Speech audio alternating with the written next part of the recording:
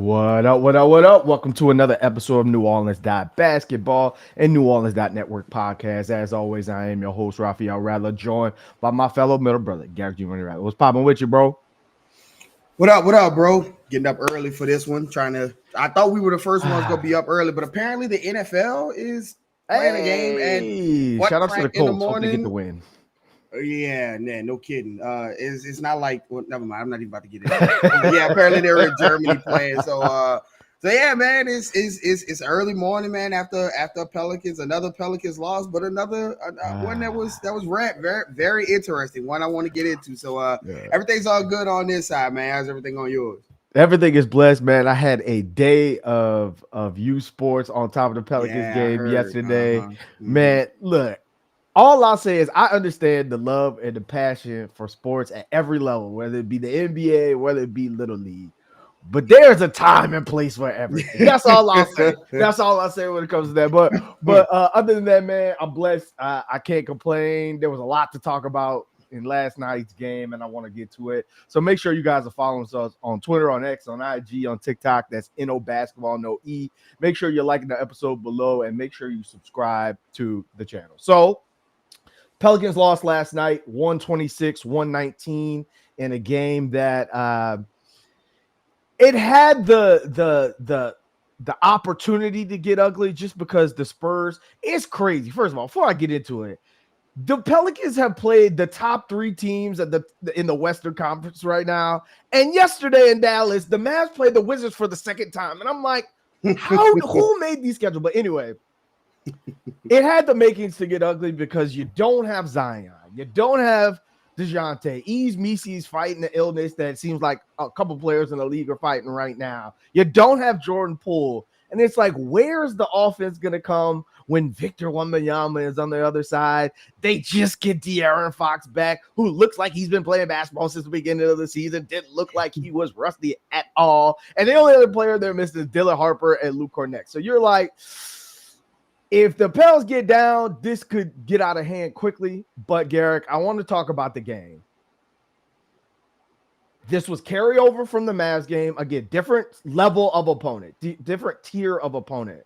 But what you were looking for was, were you able to build an identity of who you are and what started out as not who you were to start the season? Were you going to be able to carry that from game to game versus a better opponent?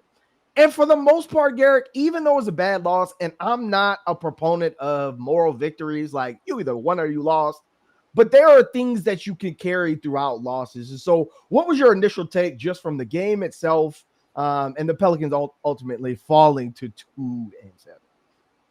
Yeah, 2-7 is not, your record is what it is. It's not pretty. It looks ugly. What up, Michael Morgan? What up, West Coast? Yeah, man.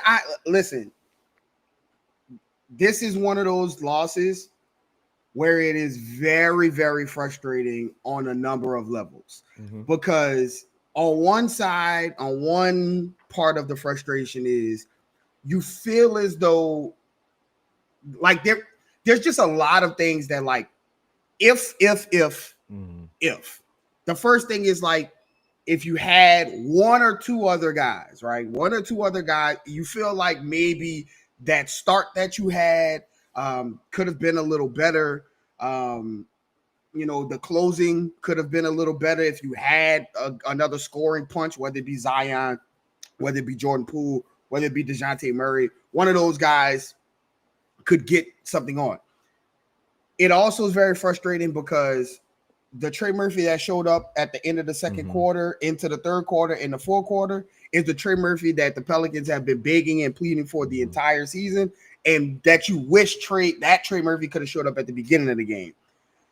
It's frustrating because there was, again, I hate to keep beating on the dead horse, but rotations and selections of players being played at certain times, which we'll get into, just it just feels like if one string was pulled a little earlier, or if somebody was given a little more minutes to play a little quicker, then you feel like this game maybe could have been in a better shape for the Pelicans.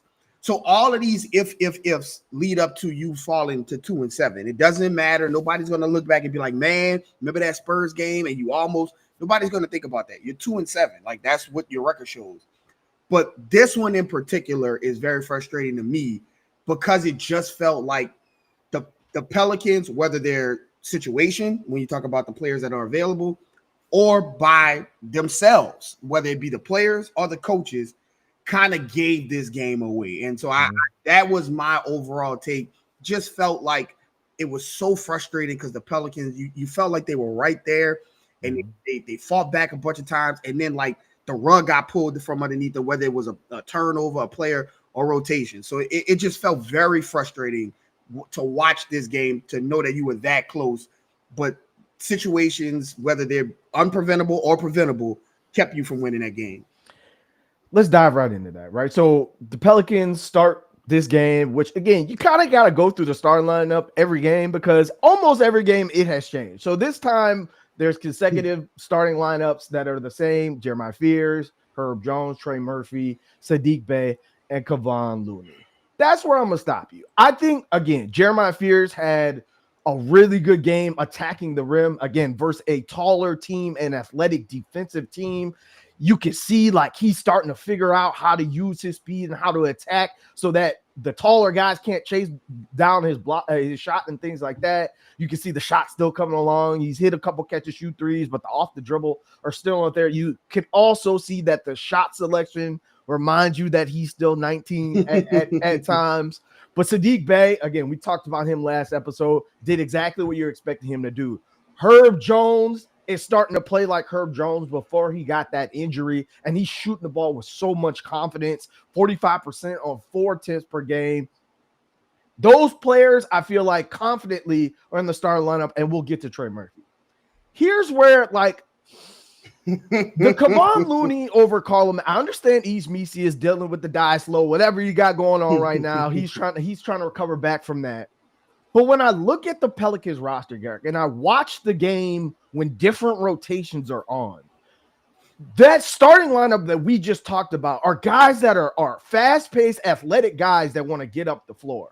And Kevon Looney's not necessarily that. Whether he's 29, whether his body is 39, whatever it looks like, it's not that. And so, like, I look at those things and I understand, okay, what are the things, if I'm a coach, to try to think it from a coach's mindset, not saying that I'm comparing myself to NBA coaches, but just trying to understand where they're coming from. You play a player like Kevon Looney because the things we talked about this summer when you acquired him. He's a very smart player. He understands how to get to keep the offense moving by resetting screens and things like that. You've seen those things. He has a lot of veteran know-how, obviously, because he's won a lot of championships. But then, like, that's where kind of the buck ends as far as contributions to a team that needs to win right now. Because right now, he's too slow-footed to guard the taller guy. Like, you saw Micah Peavy, who is a rookie, be cross-matched onto Wemby instead of the center that you have on the floor, right? And a lot of teams are starting to do that after that Zion game when you saw Zion guard Wemby in that way. And so, like, if he's not going to do that part and guard, like, the big guys, and he's not going to rim protect, and he's not going to score, and, like, the rebounding numbers aren't, like, off the page where, like, oh, can't take this guy off the court because he has 10 rebounds every game. If it's not that, I'm looking at Carlo Makovich, and he gets in the game and, like, okay, Kevon Looney has 5.6 rebounds in 17 minutes, and Carlo Makovich has 4 points and 5 rebounds in 9 minutes, and I'm like, what? It's not just a box score thing. I'm looking at the game, and when Carlo's in the game, he's rim running as soon as the break, and everyone else is running too. But Kevon Looney just doesn't have that same speed or that athleticism, so you don't get that. And you don't get the rim protection that Carlo could bring too. And so, like, my question to you is, like, what is your thought process on just the over-reliance on the Kevon Looney early in the season versus Carlo showing you some things as to why he should potentially be playing more? I wish I could tell you. I wish I could tell you. Willie Green has a propensity for know-how. You know, we've talked about the know-how and how do you really define know-how, because like all of these players are in the NBA. Like some of them, obviously, you know, basketball IQ, you could tell it, but like Carlo is not lacking basketball IQ. And so when you look at the lineup, and you look at that starting center piece, right? Yves Missi is not available, but you started Yves Missi over Kevon Looney for a reason, right? Like this had to be something that, you know, you had Kevon Looney out there, and then Yves took over that spot. Now he's sick. So who is the player that is closest that could kind of keep that same energy on the offensive, you know, on the starting five, that same starting five energy? It's Carlo. It's not Kevon Looney. If anything, Kevon Looney will probably benefit even more playing against backup bigs because he's such a good rebounder, because he can slow down and play against backup bigs. Whereas you got Jeremiah Fears and Herb and Trey and Saddiq who got the ball and are running, and you waiting for Kevon Looney to plot up the floor to set screens and to do things. And so the Pelicans find themselves over and over again playing from behind in first quarters and having to rely on Jose to save them, having to rely on Derik Queen to save them, having to rely on Trey Murphy igniting in the second quarter. And it's because the starting five keeps getting behind the 8 ball. And if it's not like, you look at how they're playing, they're getting up and down the floor, they're moving the ball, but to Trey Murphy's start, it's very difficult when, like, you're trying to like get things going and nobody is paying attention to the center, because he's not a lob threat, he's not a 3-point shooter, he's not any of those things. They're just packing the floor and not even worrying about Kevon Looney until the shot goes up. Now they're looking to box him out because that's what he does. Whereas you watch Carlo run up and down the floor, space the floor, be a rim deterrent, be a rim protector, be athletic. The team looks way more faster, way more athletic the second he touches the floor. And so when you look at, again, the coaching and rotations, for a coach who was an NBA player, who was a rotation player, who was, like, I need you to come in and do a certain thing. Right. It's mind-boggling that, two podcasters and other people, Pelicans fans, other people who watch it can see it.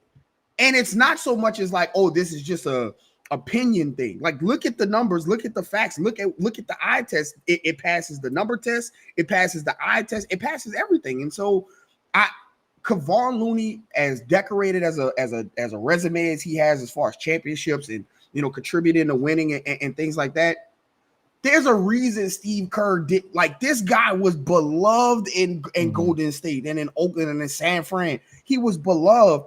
And Steve Kerr and the Warriors say, listen, we love you, but like, we got to play Trace Jackson Davis. Like, we got to play these other guys because you're not doing the things that we need you to do in this modern offense. And so it's just mind-boggling. Once again, it shows, there is some kind of disconnect between, what's being on the floor and what's being reported out, to Willie Green, obviously, to go with his rotations and things. But I wish I could tell you what was the reason for it, because I'm with you. I see the same things you see. And it just seems like every single time, not to put the blame all on Kevon Looney, because it's not all on him, right, but it doesn't help that he's not benefiting the offense at start of games at any point in any matter. Right. The thing I look at is this, like, again, Carlo's 24 years old, but this is only really his second season of NBA basketball. And so, again, I'm always trying to look at it from both sides, and I'm trying to say, okay, he's still hesitant to shoot the ball at times. Like, when you're wide open, I've seen Carlo shoot the ball, right, in regards to that. And there's still times where you've seen him put guys on a poster multiple times in the game, and then the next game, he's right next to the goal, and he, like, wants to lay it up and get the slightly late on 2K. And so, like, there's a part of that the coaching staff is probably looking for him to consistently be aggressive. Same thing for Yves Missi, consistently clean up around the rim and just play with that aggressive mindset all the time. And maybe you're trying to get him to get that out of it. We talked about it on a previous episode. Yves Missi kind of played pissed because he was benched, and then when he got in the game, he was showing you, this is why you don't put me on the bench. Maybe you're trying to push that same button with Carlo so that when he does get those minutes, he is doing those things, and you're starting to see that come. But yeah, all in all, the way that you're playing and the way that you want to play is more suitable to Yves Missi and a Carlo McAfee. So I'm looking at that piece and wondering how that's going to evolve as the season continues. Now, talking about the season continuing, welcome to the season, Trey Murphy the third. So last night, 41 points, 3 assists, 9 rebounds. It was phenomenal. 68% from the field, 46% from the three-point line. He got a steal. He was active. He attacked the damn rim, Garrick. He actually put the ball through the bolt like a dunker should multiple times. Like he played like the athleticism that comes with Trey Murphy. And the reason the Pelicans were so willing to give him $112 million, he played with confidence. That was the biggest part of all it. The points be damn. Again, you needed every single one of those 41 to keep you in the game and to keep your spirits high for the entire team. But it was how he played that really stood out to me, because you could see everyone else on the bench follow and play with that same energy, because our leader, Trey Murphy, is playing with that energy too. So what did you see from Trey in really like his debut of the season? Because up until this point, I'm not sure he's had like a tethered variant or something going on, a scroll, something going on, because it's not been Trey Murphy. Yeah, it's hilarious because when the Pelicans were kind of letting the game go in the second quarter, I tweeted and I said, Trey Murphy, the Pelicans are letting the ball go. I mean, the rope go from both sides of the ball. And I literally tweeted, I said, Trey Murphy in too many of the games this early in the season, where they needed him to step in and be the leader and be the guy. He just hadn't risen to that occasion. And I stand by that. I still believe up until this game that has been the true case. But man, the second I hit that send button, he hit 2 threes back to back. I was like, okay, so we're here. We're finally here. And again, when he is aggressive and confident, the team looks totally different. Like within the same game, Trey Murphy, once again, he had 6 points in the first quarter. And up until like 3 minutes to go in the second quarter, he still had 6 points. And the team just looked like it was another flailing around and, not going to be competitive and folding when the pressure gets put up and Wemby start flexing and De'Aaron Fox start doing what he does. And sure enough, Trey came out and started shooting, started getting aggressive. I think one thing you can always point to see if Trey Murphy, what his activity looks like, is the field goals made versus the 3-point attempts, right? Mm-hmm. Because if he has 15 shots and 10 of them are 3-pointers and he didn't hit a good many of them, it's probably not the best Trey Murphy game. But you look last night, Trey Murphy had 22 shot attempts, 11 of them are threes, which means at least 11 of them were not threes, which means he was going to the rim. And he went to the free throw line 6 times. So, you take those shots as well. So, like, that means that he was more aggressive, more attacking. You also look at the rebounds, right? 9 rebounds. One of them was a putback dunk. Him crashing the boards. And that lets you know that activity was up. And the second he started getting his activity up, started getting more aggressive on the offensive end, the Pelicans got right back into the game, got the game closer, and it continued on into that third quarter, fourth quarter.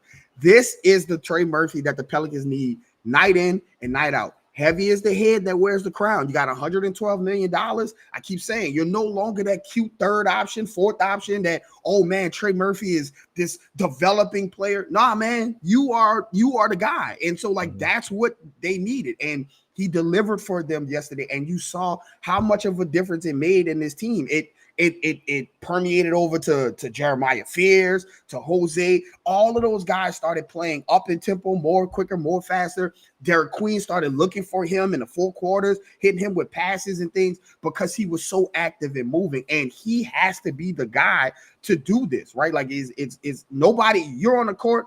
Zion is not, and he in a sweatsuit, and Dejounte in his nice little, his little jogging suit, and like these got Jordan Poole got his fitted hat on and his glasses. They're not checking in the floor. Like, you have to do this. And so it was good to see him finally get aggressive and be the Trey Murphy that we saw last season. Again, we talk about this. This isn't something you're asking Trey Murphy to pull out of his hat, like something that just create this out of. You saw it when he was on the floor with some guys that aren't in the NBA anymore. Correct. Like A lot of guys that aren't in the NBA anymore. Exactly. And so, like, he was on the floor with these guys going for 20, 25. We're sitting there calling him the enigma, saying that he is more, if not more, just as difficult to guard with 2 dribbles as opposed to catching and shooting, because he was doing those things that made him. And then he got to this season, and for whatever reason, it wasn't there until last night. But last night, he came through for his team. This loss, I wish it could have started a little earlier. Had he finished that first quarter with 12 points, like, keep shooting, you're rolling, bro. Like, keep going. He was 3 for 4 in the first quarter. Keep shooting, like you got the hot hand. And so it was good to see him finally, show up for his team in a way that they've been needing him. Even with Zion out there, they need him to be like that. But especially without Zion, you have to be able to be there for your team and answer that call. And last night he did. Right. And you bring up a really good point. And like my piece with Trey Murphy, again, it's always been the confidence. There a lot of people subscribe to he's just a role player. He's never going to take that next step. I just didn't fall into that camp. I just fell into it. Was so glaring. It's not like a player is going through a shooting slump and he's a little bit off his percentages, blah, blah, blah.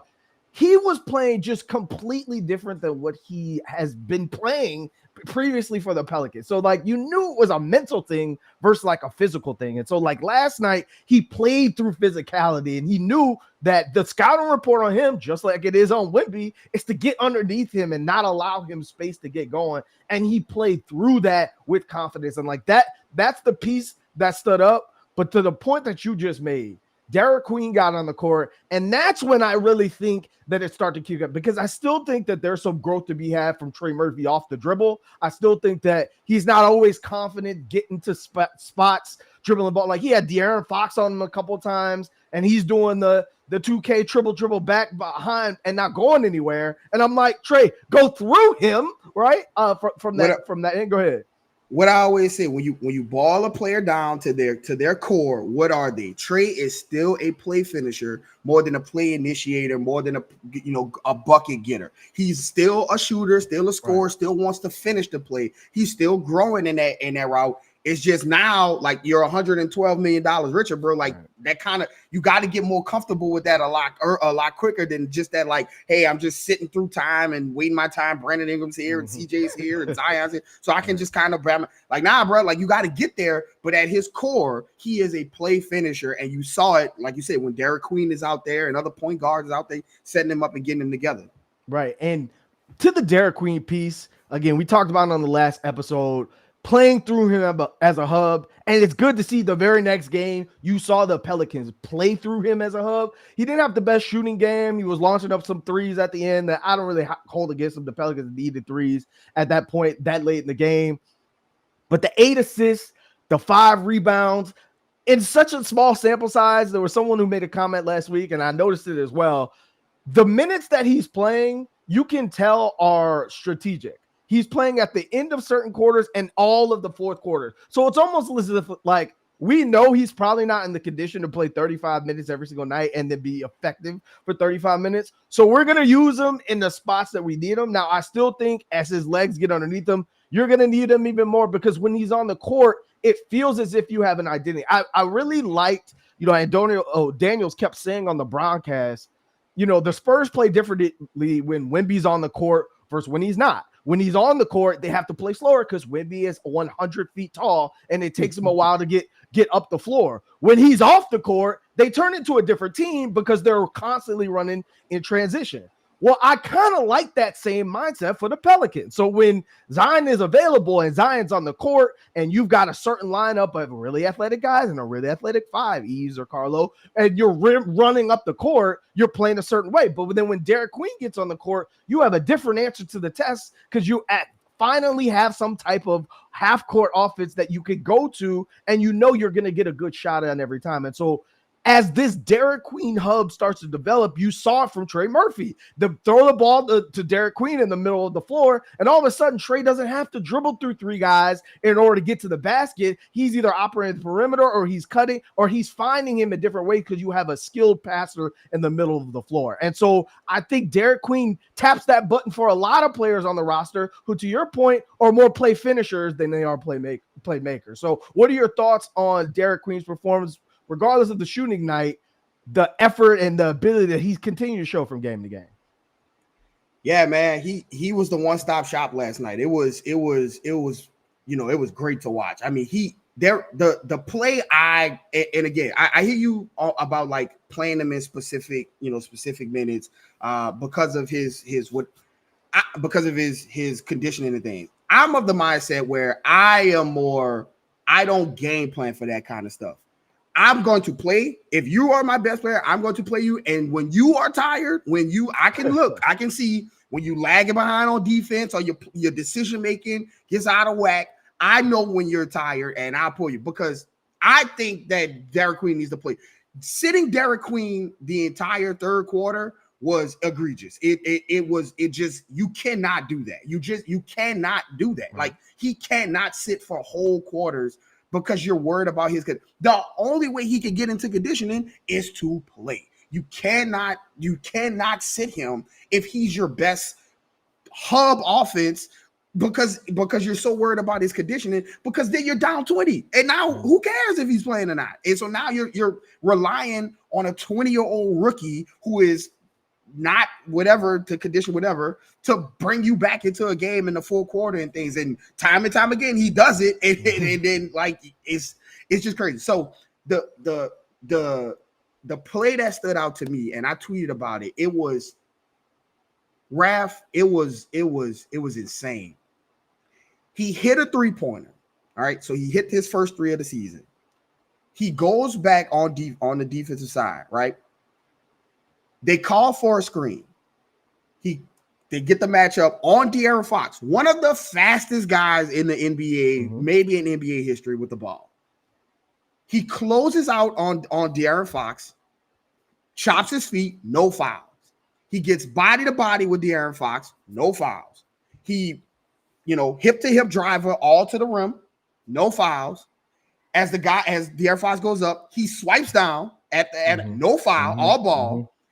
De'Aaron Fox gets the ball, goes back up. Derik Queen contested, no foul. De'Aaron Fox misses it. Derik Queen gets the rebound, passes up the floor, outlet pass, a dunk. And I was like, there it is. There it is. This guy needs to be playing a lot more right then and there, because that showed basketball IQ, that shows defensive IQ, right? One of the things we were worried about was his defense. That shows defensive IQ. That shows the ability to do it. Like, it's one thing to close out. It's another thing as a big guy to stop. We always say that big guys don't have breaks. So It's hard to stop on a closeout for a big guy. But he got out there, closed out, chopped his feet, contest, hand in the air, ran him off the three-point line, and then stayed connected with him, moving his feet. That is special stuff. I've been calling Derik Queen a veteran masquerading as a rookie because of some of those offensive finishes he has, some of that footwork and things. That defensive sequence right there was the one that got me out of my seat, because I'm like, okay, this guy he gets it. Like, there's just a certain level of getting it that you understand. But then you go to that offensive side, you see about that hub part, and he looks so comfortable doing it for a guy who did not have any training camp. He looks so comfortable at the top of the key, passing to him, triple threat. I can drive past you because he has the footwork and things like that. You saw the move that he hit with the back down. Harrison Barnes still need a map trying to find Derik Queen on that move. But with the touch, he has touch, so he can finish there. He just has a lot of things going for him. And I think that between he and Jeremiah Fears, like, this rookie class is showing you something, and it is very similar. This is how I'm going to explain it. The Pelicans are, to me, they're starting to kind of stumble into the same situation the Philadelphia 76ers found themselves in, where they went all in on Joel Embiid, right? The team was built around Joel Embiid. It was made for Joel Embiid. They went and got Paul George because that was part of Joel Embiid. Well, then Tyrese Maxey started to become an all-star. And then you draft Jared McCain, and you're like, okay, all right, Jared McCain looks good in his rookie year. And so you're at a crossroads where you have this pick, and you could trade this pick for a player to be on the Joel Embiid and Paul George timeline, but they've not been healthy. They've not been available. Or you could take this pick and draft a guy who is more towards the Tyrese Maxey, Jared McCain timeline, and then you basically build a team around Tyrese Maxey, and now you got VJ Edgecombe. And like, it's more so, okay, if Embiid and Paul George can play and give us their level of excellence, then great. We're an over-the-top team. But this team is built and surrounded around these two guys. And we're not there yet. I don't think we're there just yet. But it's slowly starting to feel to me as if these guys keep putting games together, I think it takes obviously more than 7 games, put some games together. And if they continue to look the way they look, then I feel as though they're going towards a situation where these two guys, because there's a lot of basketball IQ and a lot of growth for these two guys that can still be had, where you focus more around them. And then if Zion is available to play and available to give you that superstar over the talent stuff, then they're great. Inject it into the team, and the team should be even better.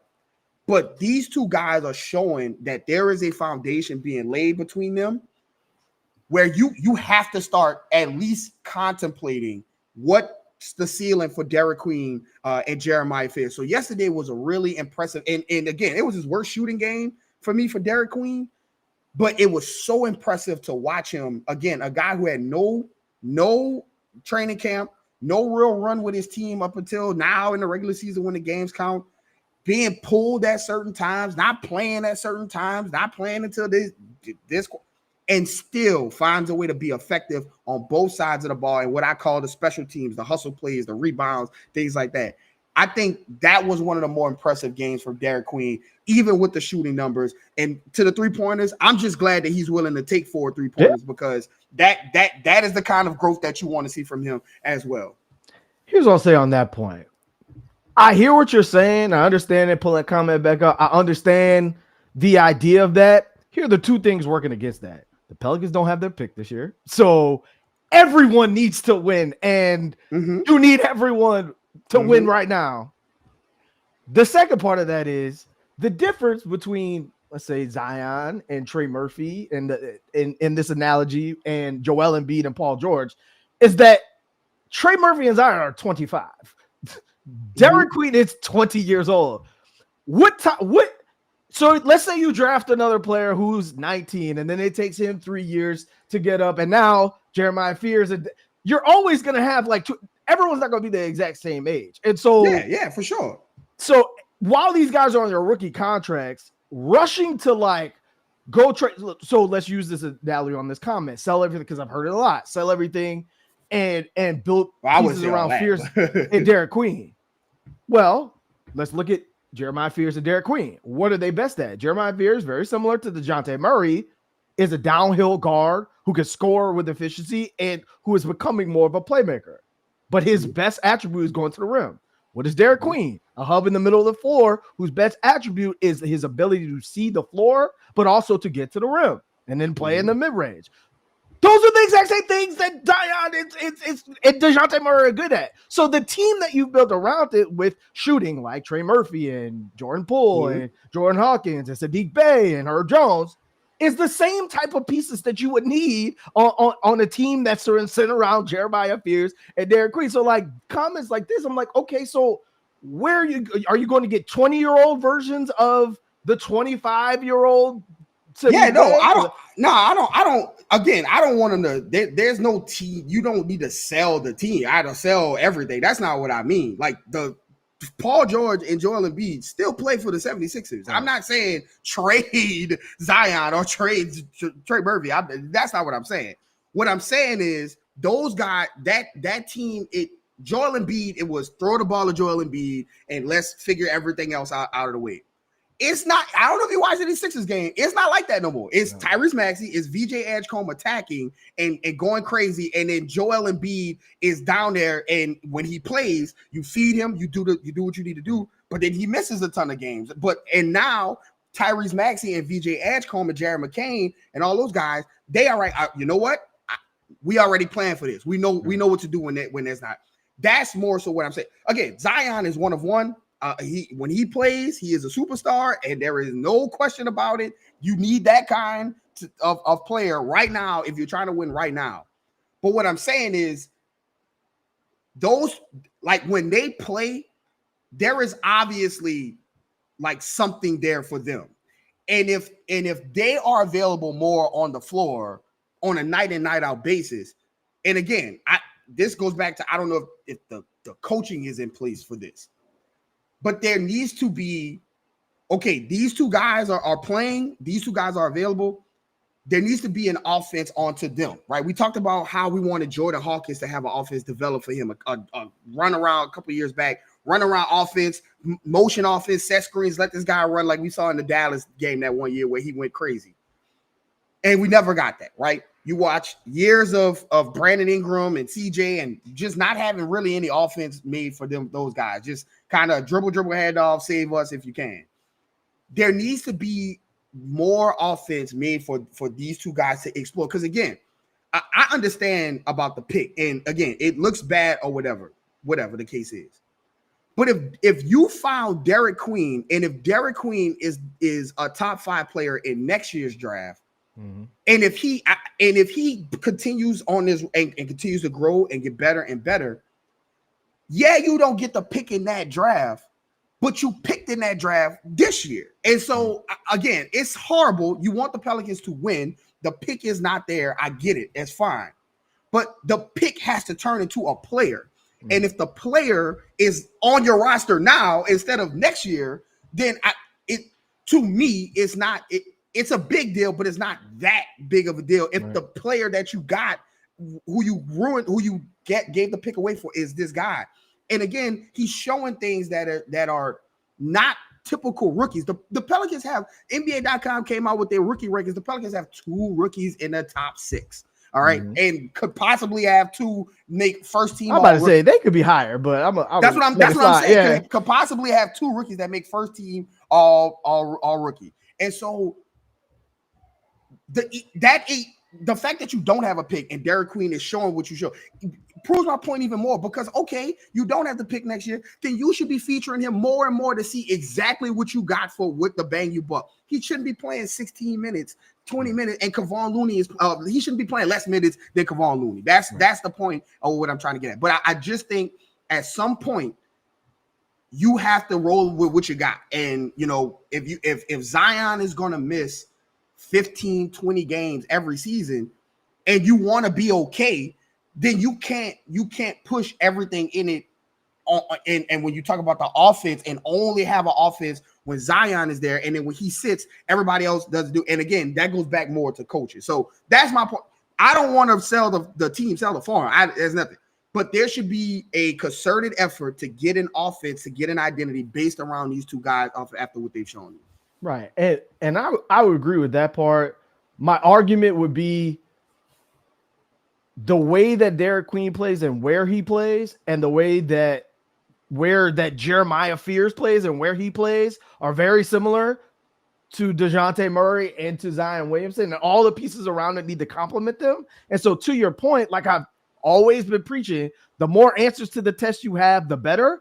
And the more depth that you have and how you use it, the better, right? So if Zion is out, you put Derik Queen in, right? And you play that way, and you play through what you have available on a given night. So whether it's the young players, whether it's the slightly old, I don't know what we're saying, they're 25 years old, slightly or older players, whoever it may be, you play around what you have available, because it's just the 9th game of the season. Jeremiah Fears probably not playing 82 games. Derik Queen probably not playing 8. So at some point they're going to be down. So then those players have to step up. And so that falls us right into the rotation conversation, because look, I think Jose, again, you've seen the steps and the growth from Jose over his career, right? You just over his career. And like, he's gotten to the point where he is we talked about, could he get to the TJ McConnell, where even though he's an undersized guy, you know what you're getting every night on both ends of the court. And he's a better defender than TJ McConnell is on that side.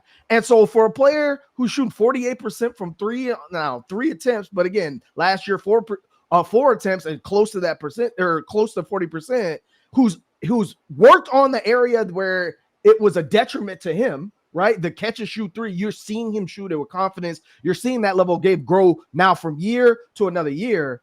My question comes when Dejounte does come back into the lineup. All of a sudden, you got a lot of guards that Jordan Poole just talked about it. Jordan Poole, Jeremiah Fears. Where is Jose gonna fall? And so, like, right now, they need Jose. Like, he won them a game, arguably won them 2. And so, like, the 2 that they have is so, like, they need Jose. And so I'm just curious with that. Like, he didn't play a whole lot of minutes last night. I don't know what, because Jeremiah Fears had it going or whatnot. And that's probably how it should be, on those nights when Jeremiah Fears' shot is going, things like that. You saw Micah Peavy last night, and you saw Jordan Hawkins, which you had to see Jordan Hawkins because there's no Jordan Poole. You knew he was going to play too. Micah Peavy had 0 points. He looked very much like a rookie. He was scared to shoot the ball again. Even the shot he did, there's some work to be done on that 3-point shot. But you can see that his floor is a lot higher. 5 rebounds. Welcome to the NBA, Micah Peavy. Your assignment, Victor Wembanyama. That's his assignment on the floor. The first time he's in the rotation in some degree. But to his credit, you can see that his floor defensively is a lot higher. So, like, what are your thoughts between those two? Because, again, like, I think they're going to be fighting for minutes until or if something happens within the roster and things like that. But what are your thoughts on just those who both had, Jordan Hawkins was whatever on offense, and Micah Peavy was awful on offense, but gave you a floor defensively. So what were your thoughts on those pieces off the bench? Because the Pelicans bench has been pretty solid so far this season.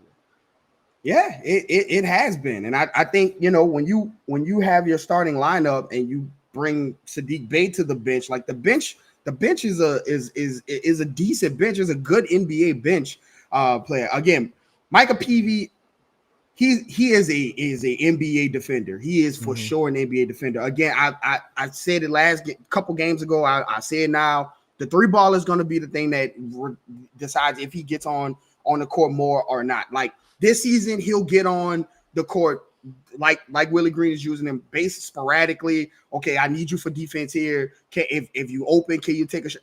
But I'm glad he's getting these minutes now because when the off season comes, that's what he needs to do. He needs to lock himself in the gym and get his 3-point because the defense is there. You saw him stand Wemby up a couple times. You see him picking people up full court. Like he is an NBA defender. And for Willie Green to even trust him enough to put a rookie, undersized guy on Wemby, then that shows you the level of trust that they have, at least in his defense. And that offense is gonna be the thing that gets him on the court as a consistent rotation player. Raph, I don't know, man. Jordan Hawkins is a curious case. Like it's one thing to say, okay, well, he's not getting to the rim and doing some of those things, but the thing that you drafted him for, he's not even really looking confident doing that. Like just catching and shooting. Like he doesn't look comfortable that way, and he's still very slight in a traffic cone on defense, and it's very hard for specialists to get on the floor in this NBA, let alone, specialists that's not doing the thing that they specialize in. So it is getting harder and harder. And I really do believe that if this team had Dejounte playing and had Jordan Poole playing, he would not be getting any minutes because they've given him opportunity after opportunity, and he's had like small moments where you're like, okay, there it is. But then you look at the grand scope of the game and it's just not there. And the guy that we were excited, we did a whole podcast in Nick's studio about Jordan Hawkins getting drafted. And I was excited because this was the best shooter in the draft.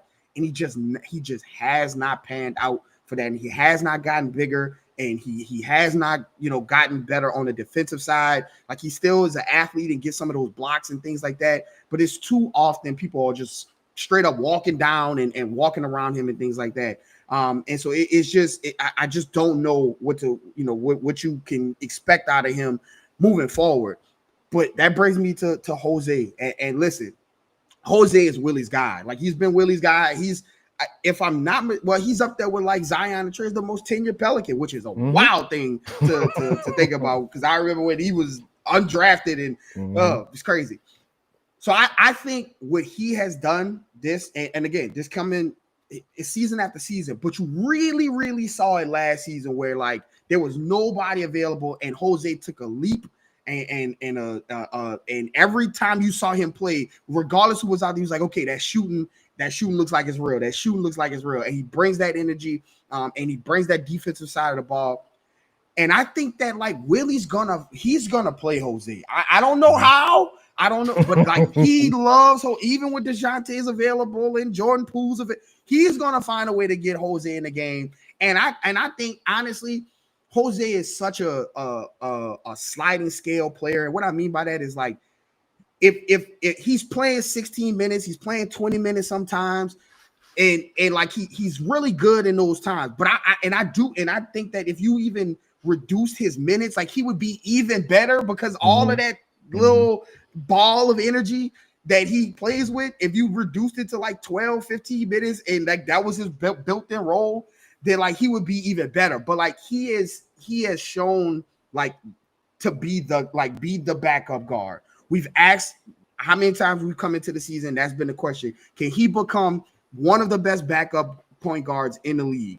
And I haven't gone through the list and looked at backup point guards, obviously, but just watching them and you can see like there's not a lot of guards who bring that kind of energy on a night in, night out basis on that kind of contract that they have him under. And so I think, he's become a fan favorite for a reason. I think it was not gimmicky, but it was, he's the undrafted small energy guy. Yeah. And now like he's a legitimate backup point guard and like he can come in and give you spot minutes as like spot starter minutes. Like if he needs to pay 20, 25 minutes, then like, that he's not going to be the reason you lost the game. And so I could not be happier with Jose's production. Again, he saved the Pelicans in two wins. And yesterday he brought the energy and bought some of the things. Obviously, he didn't play a lot, but again, like you were saying, Jeremiah Fears was rolling. Derik Queen was doing a lot of the ball handling in the second half, in that fourth quarter at least. And so, in those closing minutes, but I think that Jose has solidified himself as a crucial part of this rotation. And it's one of those things where you don't really appreciate it or you don't really know what you have until it's gone. So like when you are down 10, 12 points and like other teams are subbing in guards that can't get it going, can't get the going, they know what it's like to not have backup guards. And then you have Jose, who's just been this consistent ball of energy. He has his shortcomings, his falls, just like every other player, but he does a lot. He does a lot for this team. And I think that Willie appreciates that. And that's the kind of guy that he's going to find minutes for. I don't know how he's going to do it, but he's going to find minutes for him. And he probably should find some minutes for Jose, even when the team is healthy, just because of the level of energy he brings and the defensive intensity and his shooting. His shooting has just gotten better over the years. And that's just something that you can't ignore. The thing I would say with Jose is this. I agree with you. And in some ways, he's kind of like a slash, right? Like just in case Jeremiah Fears has a rookie night, it's like Jeremiah Fears slash Jose, especially if Dejounte goes back. When Dejounte goes back, slash. So like, all right, Rook, not tonight. And you can see he's taking him under his wing too. And so that's a good conversation.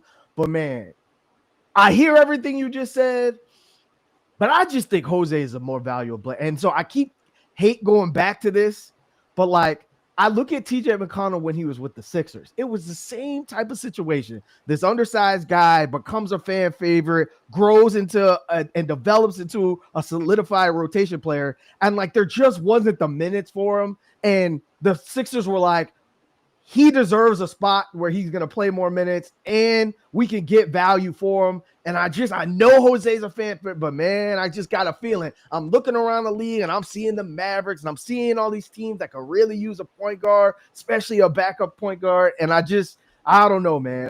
I'm looking at those situations very similarly because eventually it's going to be a numbers game at some point. But to your point, they have need every single minute of Jose Alvarado. And I think this team has needed Jose Alvarado just to bring them to where they need to be on the energy level. As far as Jordan Hawkins goes, you said it once. He's not shooting the ball with confidence. What is the one thing we talked about Jordan Hawkins in his rookie year that everyone who met him, teammates, coaches, had to say about Jordan? He was one of the most confident players you'd ever seen as a rookie.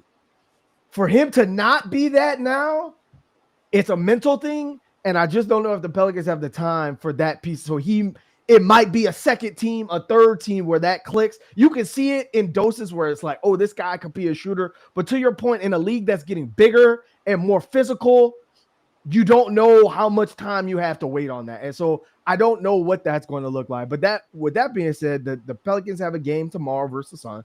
Hey, shout out to the Suns. To their credit, they've had a lot of their players be available. They're 5-5. I still look at the roster. I'm like, how do they have 5 wins when you look at their literally their rotation? But what are some of the things you're looking for as the Pelicans again try to close out the first 10 with a win? Well, Jalen Green got hurt last night against the Clippers in the early part of the game. It was a late game on ESPN. I watched it. No games early for the Clippers. Yeah, yeah, no kidding. Nah, that's crazy. So Jalen Green got hurt. It was his first game. He had his first game back like 2 games ago, or a game ago. He had like 27. He was cooking, and then he got hurt yesterday, and so they're back to having Devin Booker and a bunch of like other guys. You got Dylan Brooks. Obviously, he's gonna piss everybody off. But I think the Pelicans have played hard these last 3 games. They have competed, and played hard. I would say the last 3 games, 2 games, and then last night from like the second part of the second quarter on. I think that's when they play well. What up, Brian? What up, Cold Chiller? What up, Candid? I think they've played hard, and that kind of effort can go well against a team like the Suns, who play a more finesse game, like even more so than the Spurs, who Wemby is thin and all, but he is at the rim and he is big. And Stephon Castle's a physical defender. And they got Jeremy Sohan, who's a physical defender, and what's his name? The big guy, what's the baby face rookie Carter Bryant? He's gonna be a good defender one day. Physical specimen. Phoenix has more of a finesse game, Devin Booker and things like that. So it'll be the Devin Booker versus Herb Jones. Herb Jones has gotten sometimes, but boy, has Devin Booker giving Herb Jones some buckets in a plenty. And so it'll be up to Herb to kind of work on keeping Devin Booker contained as much as possible. But listen, they're going to have to play with a lot more energy and focus at the beginning of the game, because Devin Booker's a stone cold killer. He's the kind of guy you could come out and lollygag and wait until the second quarter, and Trey could have 7 points at the end of the first and 7 points going into 3 minutes left of the second quarter. And you look up and Devin Booker got 25 on your head in the first half. And so you have to come out with aggression. You have to come out with intensity. I think the same kind of effort that you saw in that fourth quarter, I think that is the kind of effort you need to bottle up and bring it to start this game in this first quarter. The Suns don't really have a lot of offensive weapons. A lot of guys that you're like, okay, you got to put that fire out and that fire. But they do have their star player, and he is a system unto himself. And they know how to play around Devin Booker, right? Giving Devin Booker the ball, letting him operate in the mid post, set him up for posting guys up, hitting him ahead for threes. And so if you can cut the head of the snake off there and still play with that same intensity, and again hit the boards. Yesterday was one of the first times I jumped up and screamed for joy when the Pelicans were standing around for a rebound and off a miss, and De'Aaron Fox came in, got the rebound, and Willie Green immediately called a timeout, because that is the most frustrating thing to watch this Pelicans team do with all of these athletes and all of these long arms and bodies and things, to just stand around when the ball is in the air, not find a body to box out and not to rebound. You have to do that with against this Suns team. You cannot have low energy, not rebounding. You just can't. Those are inexcusable. Though we can't have anything like that at all.